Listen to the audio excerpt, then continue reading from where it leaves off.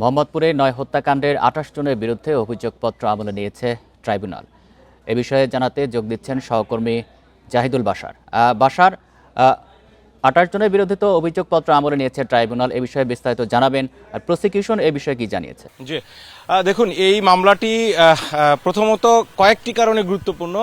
একটি হচ্ছে এই মামলায় বিশেষ করে আপনি জানেন যে ঢাকা শহরে ওই গণ অভ্যুত্থানের সময় বিভিন্ন জায়গায় আলাদা আলাদাভাবে যে ম্যাসাকার হয়েছে, হত্যাযজ্ঞ হয়েছে, তার মধ্যে কয়েকটি স্পট যদি বলি সেক্ষেত্রে রামপুরা বাড্ডা এলাকা, যাত্রাবাড়ি এলাকা রয়েছে, মিরপুর এলাকা রয়েছে এবং আরেকটি গুরুত্বপূর্ণ জায়গা যেখানে মোহাম্মদপুর এলাকা। তো মোহাম্মদপুর এলাকার বলতে গেলে এটি সবচেয়ে গুরুত্বপূর্ণ মামলা এবং প্রথম কোনো মামলা যেখানে ৯ জন শহীদকে একত্রিত করে সেই হত্যাকাণ্ডের দায়ে এই মামলাটি। তো সেই মামলার আজকে চার্জশিট দাখিল হলো, আনুষ্ঠানিক অভিযোগপত্র, এরপর সেটি আমলে নিয়েছে যেমনটা আপনি খবরে পড়ছিলেন।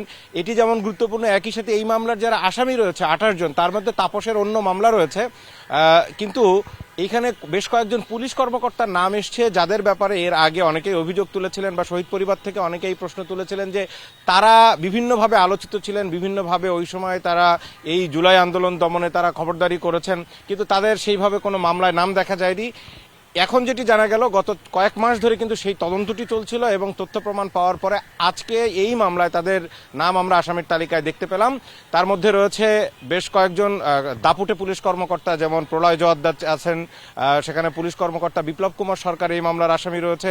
আরেকজন বিশেষ করে ডিএমপির যিনি কমিশনার ছিলেন সেই সময়ে হাবিবুর রহমান, তিনি এই মামলার আসামি রয়েছেন এবং মোহাম্মদপুরের ওই জোনের দায়িত্ব পালনকারী এডিসি সৈকত, তিনিও কিন্তু এখানে রয়েছেন আসামি হিসেবে।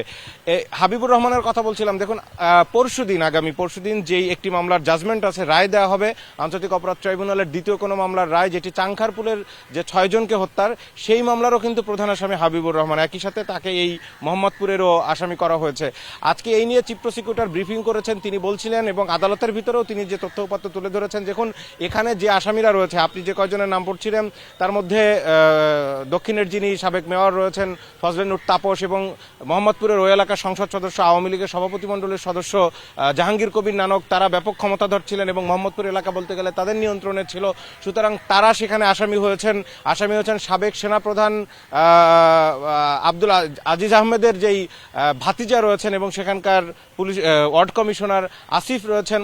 এরকম ২৮ জন আসামি। আমরা চিফ প্রসিকিউটরকে জানতে চেয়েছিলাম যে আসলে এই আসামিদের সম্পৃক্ততা কিভাবে। সেখানে তিনি আদালতে প্রত্যেকের আলাদা আলাদা করে সম্পৃক্ততা বলেছেন। এক কথায় যদি সেটি আমরা বলি, সেখানে বলেছেন যে কিছু লোক পরিকল্পনায় ছিল, কিছু নির্দেশনা দিয়েছে এবং কিছু সরাসরি এই যে গুলি করে হত্যাকাণ্ড ঘটানো, সেই হত্যাকাণ্ডে সরাসরি অংশ নিয়েছে। সুতরাং এই ২৮ জন বিভিন্নভাবে কিন্তু সেখানে তারা অংশ নিয়েছেন এবং তারা এর সাথে সংশ্লিষ্ট। তার ভিতরে পুলিশের এই ৩-৪ জন বাদে বাকি সবাই আওয়ামী লীগ, যুবলীগ বা ছাত্রলীগের বিভিন্নভাবে জড়িত রয়েছে। চিফ প্রসিকিউটর বলছিলেন যে এখানে মোট যে ৯ জন শহীদ রয়েছে তার ভিতরে মাহমুদুর রহমান সৈকত রয়েছে, রেসিডেন্সিয়াল মডেলের শিক্ষার্থী ফাইয়াজ রয়েছে শহীদ, তাদের পরিবারের সদস্যরা আজকে আদালতে ছিলেন এবং আমরা দেখেছি যখন চিফ প্রসিকিউটর আদালতকে এই ঘটনাগুলো তুলে ধরছিলেন যে কিভাবে শহীদ হয়েছিল, তারা প্রত্যেকেই কিন্তু এই আদালতে আমরা অনেকের চোখে পানি দেখেছি। খুব স্বাভাবিকভাবে স্বজনদের সেই বর্ণনাগুলো তাদের চোখের সামনে ভেসে উঠছে। আমার সাথে কথা হচ্ছিল মাহমুদুর রহমান সৈকতের বোন সেবন্তীর সাথে, তিনি বলছিলেন যে সেই সময়কার সেদিনের ১৯ জুলাই কিভাবে তার ভাইকে গুলি করে হত্যা করা হয়। তো সেই বিষয়গুলো এসছে। এখন আদালতে যখন আজকে এই ফরমাল চার্জ দাখিলের পরে আদালত এখানে যেহেতু একটি বিষয়, সেটি হচ্ছে এই ২৮ জনের ভিতরে ৪ জন গ্রেপ্তার রয়েছেন, তো ৪ জন বাদে বাকি আসামিদের গ্রেপ্তারি পরোয়ানা জারি করা হয়েছে এবং তাদেরকে আগামী ২৯ জানুয়ারি এই মামলার পরবর্তী শুনানির দিন নির্ধারণ করা হয়েছে। সেই দিন তাদেরকে গ্রেপ্তার করে আদালতে হাজিরের নির্দেশ আছে। এখন এই মামলার অন্যতম আসামি ফজলেনুর তাপস, নানক, এরা সবাই দেশের বাইরে রয়েছেন, পলাতক রয়েছেন।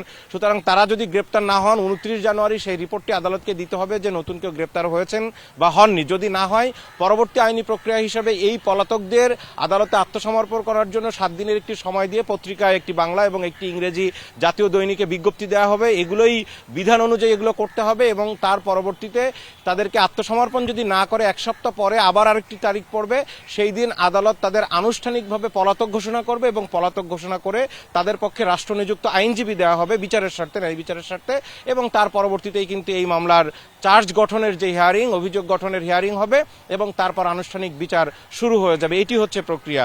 তো সব মিলিয়ে আজকে খুবই গুরুত্বপূর্ণ মামলা ছিল এবং এখানে বিশেষ করে আমরা জুলাই আন্দোলনের সাথে জড়িত, বৈষম্যবিরোধী ছাত্র আন্দোলনের সাথে জড়িত এরকম আমরা অনেককে দেখেছি এই আদালতে এসেছিলেন, কারণ বিভিন্ন গুরুত্বপূর্ণ মামলা যখন হয় তখন তারা এখানে আসেন।